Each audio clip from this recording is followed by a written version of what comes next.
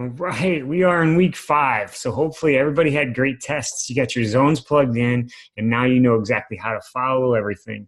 One thing that you'll start to see sometimes in these plans is a CP value. So it'll say, for example, CP 30.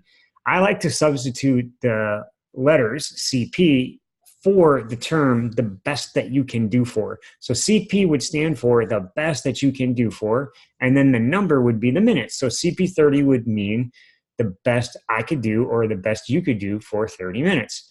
In general, every time you double the duration, so when you go from CP 30 to CP 60, you subtract 5%.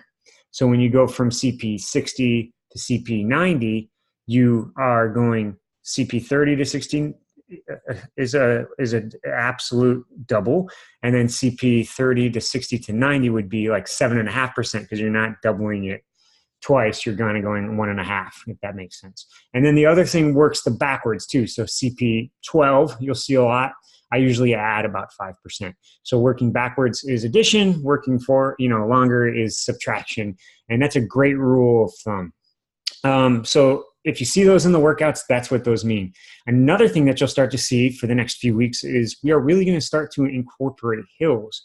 Hills are a great way to add sport-specific strength, and they really help inoculate your legs for that late in the race feeling where they feel really dead and really sore.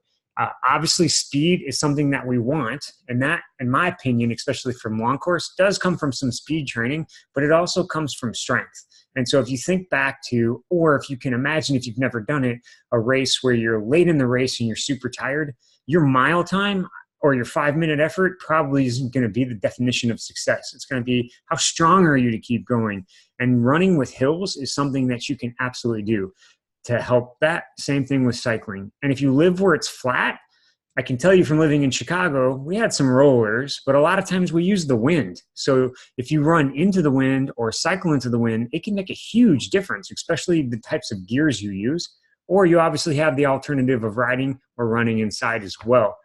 One thing I'll say, after you run past 6% grade, your form really starts to change. And that's something that you probably don't want to do too often, except for very short times to build something very specific. So in general, you want to find hills that are around 2 to 5% grade or a rolling course. And if you want to just do something unstructured, change it up every 5 minutes on the treadmill. So just like if you were running outside, you wouldn't be like, well, I have to go here, and then I have to go here, and then I have to go. You would just run and run up the hills when the hills come at you, and you could just kind of create that course yourself when you're on a treadmill as well too. So enjoy the week. I'll see you next week. Get a change this week. So embrace it and have fun with the hills, and I will talk to you all later.